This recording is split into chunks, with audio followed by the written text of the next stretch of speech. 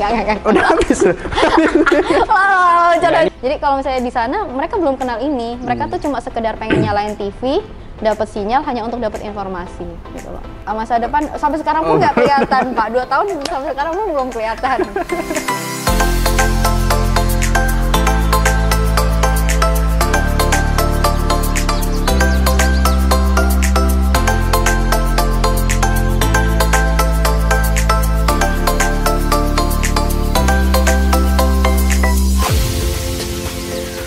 Hai GNT Friends,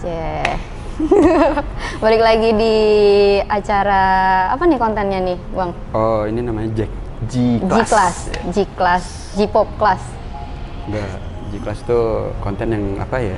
Isinya tuh edukasi, terus ya kasih tahu buat kaku banget lu, Bang.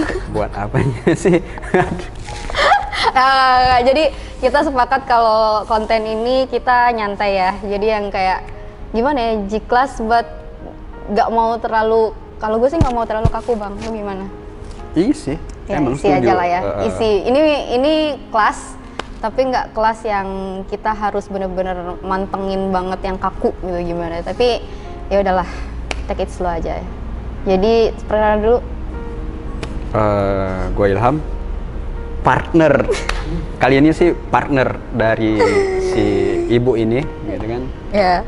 Ya saling tukar informasi. Mungkin ada yang tahu gue, terus dari beliau enggak, ya udah. Beliau tua gitu. kali.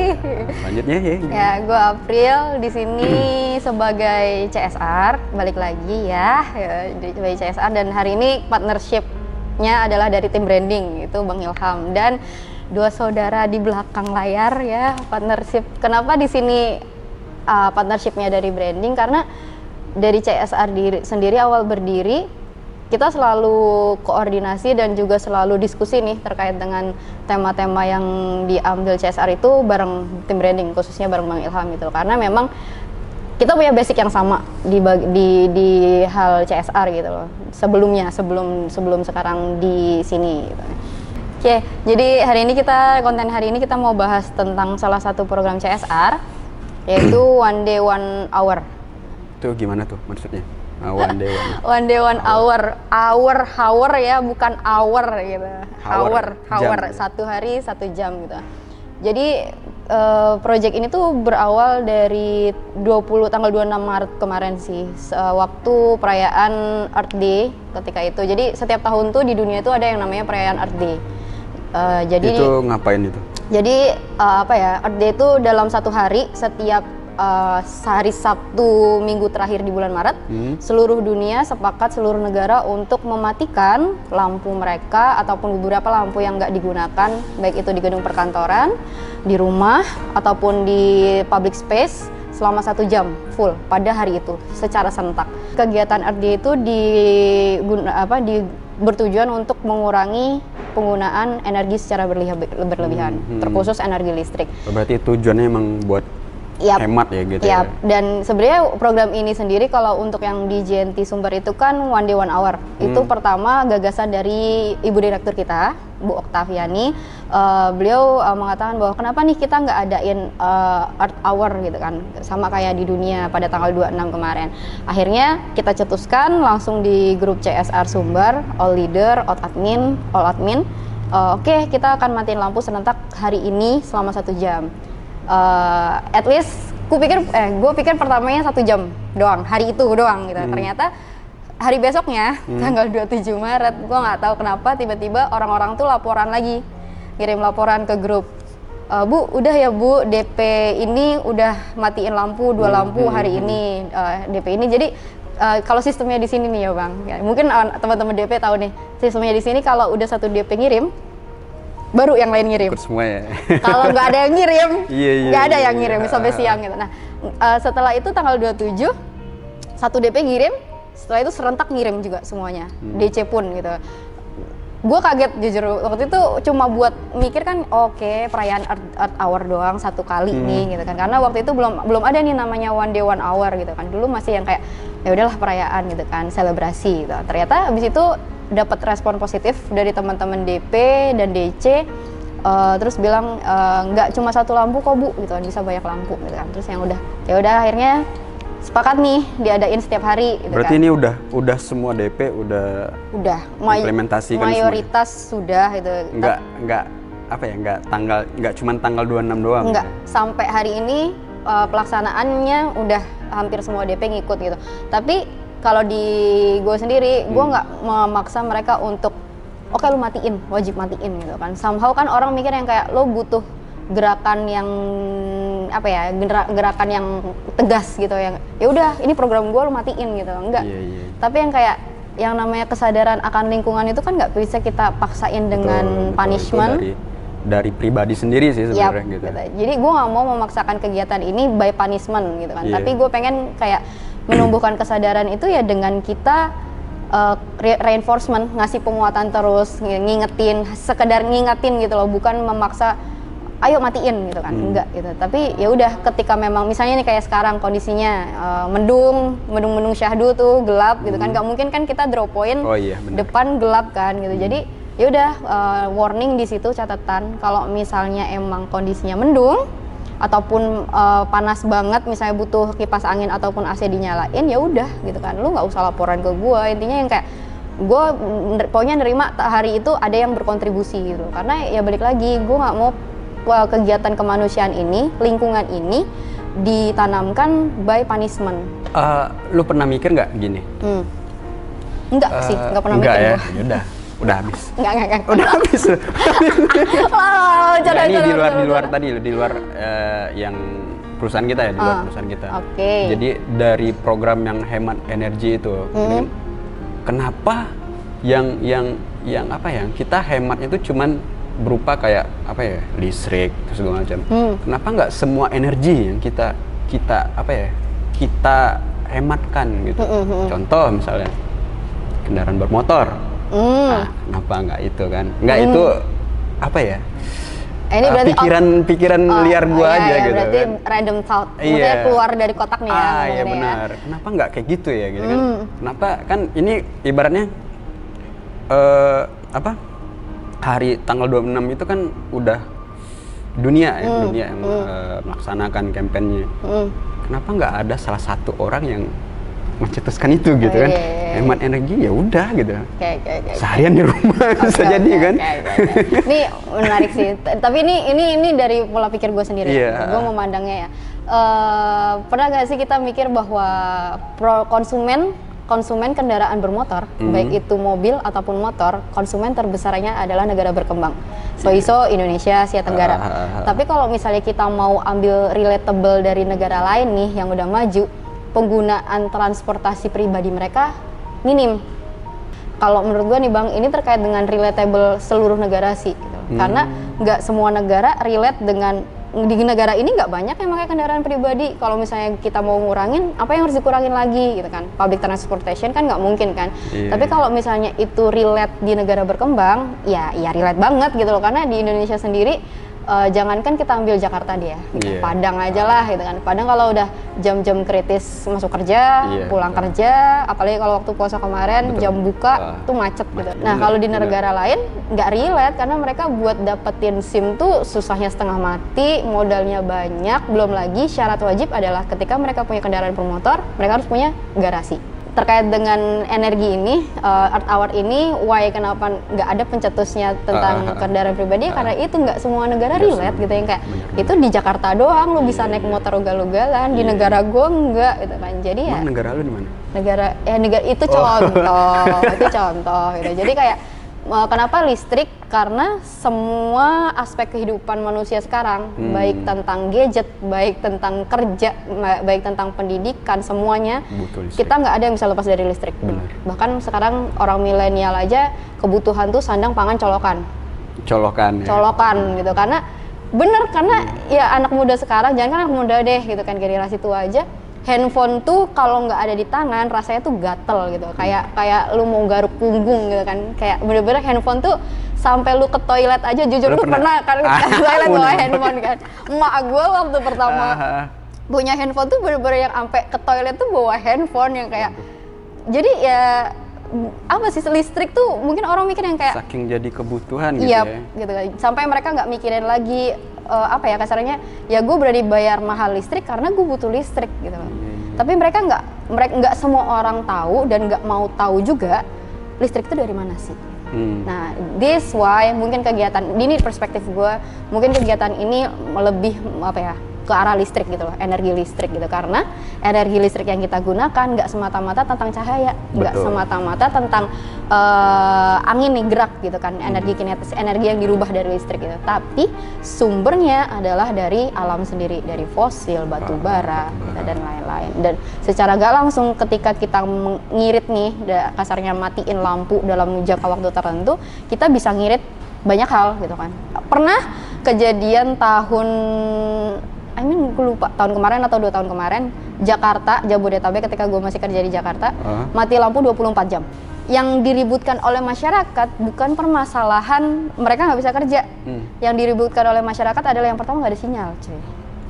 Nggak ada sinyal, handphone mati, pada ribut-ribut ke PLN yang kayak gue nggak bisa buka Twitter nih, gue nggak bisa buka Instagram nih, gara-gara nggak ada sinyal, gue nggak bisa buka GoFood nih, dan lain-lain. Jadi di sini gue punya perspektif baru bahwa kecenderungan pemakaian listrik sekarang, energi sekarang itu ya buat pola hidup, gaya hidup gitu. Masyarakat sekarang gitu, milenial sekarang. Listrik bukan dibutuhin lagi sekedar rumah tangga, tapi ya buat eksistensi kita gitu loh. Tapi bener sih, polusi waktu itu, hari itu for the first time gue ngerasain di Depok dingin malam, karena total nggak ada cahaya. Tapi benar-benar di sekitaran masa depan kelihatan juga. Masa depan sampai sekarang pun nggak kelihatan, Pak. 2 tahun sampai sekarang pun belum kelihatan. Bener sih, apa ya, listrik tuh kalau nggak ada listrik benar-benar yang kayak kita irit banyak hal gitu, termasuk juga terkait dengan lingkungan tadi dingin. Kira-kira ya. Kira-kira ini buat tanya pribadi sih. Andaikan nih tanggal 26 itu nggak ada, maksudnya nggak ada yang peringatan itu, perayaan itu. Lu pribadi deh, lu bakal hemat juga nggak? Kalau gue secara pribadi kan, lu bakal wajib matiin lampu lah, ini segala macam gitu. Wajib, karena di rumah gue, emak gue bawa listrik modar gitu. Jadi kalau gue sendiri ya gitu, karena di luar dari itu perayaan atau enggak, sebenarnya kan kalau dari orang tua banyak nih ya, banyak kan orang tua yang bawel kayak kalau kamar ini nggak digunain, matiin listrik, matiin lampu, nggak ada matiin listrik kan, matiin lampu gitu kan. Kalau lu nggak pakai kamar mandi, matiin gitu kan. Jangan matiin kamar mandinya, matiin lampunya, matiin gitu lampunya. Kan. Contoh kayak di kantor ini pun misalnya kayak ada yang ruangan yang nggak kepake, pasti ya 1, 2, 3 orang akan bawel gitu, termasuk gue pun yang kayak kenapa sih harus dinyalain gitu kan, forward gitu kan. Apa maksudnya kayak orang ya daripada gelap lalalali, tapi nggak ada manusia wujud hidup di dalam itu, lu mau nerangin siapa gitu. Jadi kalau misalnya gue pribadi pun di rumah ataupun di kosan, ketika emang nggak digunain, mending remang-remang sih daripada terang benderang. Tapi bisa apa ya, kalau kita lihat ke daerah pelosok gitu, pelosok yang nggak ada listrik, malahan orang sana pengen masuk listrik. Sedangkan kita di sini yang bisa dibilang kelebihan listrik, pengen ngurangin listrik. Itu gimana pendapat lu tuh? Pendapat gue berat ya, berat Pak. Kan? Berat loh. Jadi kalau misalnya dibilang di sini kita kelebihan listrik atau kelebihan energi, benar gitu. Dan paradoksnya alias keterbalikannya adalah wilayah-wilayah yang terbelakang nih gitu kan, mereka mengharapkan ada listrik. Sepemahaman gue dan sepengalaman gue ketika main ke daerah-daerah terpencil, kebutuhan listrik mereka bukan untuk gaya hidup, Bang. Dalam artian mereka nggak kenal kafe, mereka nggak kenal tempat tongkrongan, mereka nggak kenal apa ya, gadget. Maybe kalau misalnya kita samain Baduy ya, gitu kan, dan lain-lain gitu. Mereka menginginkan listrik itu bukan sebagai akses untuk eksistensi, tapi mereka menginginkan akses untuk informasi.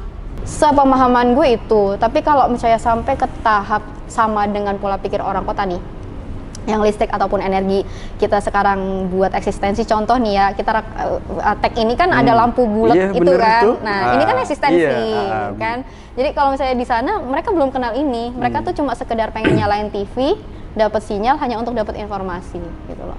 Kalau menurut gue sih waktu itu gue pernah ke pelosok juga, daerah pelosok, ya masih di Sumbar juga sih, pulau Mentawai, daerah pedalamannya lagi, nggak ada listrik gitu kan, ada listrik tapi di apa namanya? Pinggiran aja? Enggak, di kota.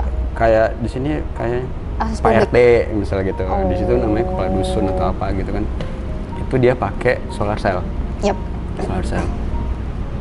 Jadi menurut gua solar cell di sana kan nggak begitu kuat lah itunya voltase. Jadi cuman buat TV dan segala macam gitu kan. Kalau menurut gua gini loh, paradoks tadi. Kenapa yang di pelosok itu ya cuman ya buat ini buat itu? Kenapa? Karena terbatas tadi gitu. Makanya kita kayak gini, contohnya kita kayak gini yang di kota yang dapat akses semuanya, informasi semakin ya nggak bisa ditutup-tutupin lagi. Ya, kita makin tahu kan bobroknya gimana gitu. Makanya kita pengen balik lagi ke awal gitu kan. Tapi orang di pelosok dia belum tahu gitu, belum tahu. Makanya dia pengen ya segini aja gitu. Padahal kalau ada dikasih kelebihan dia nggak bakal nolak juga. Menurut gua gitu.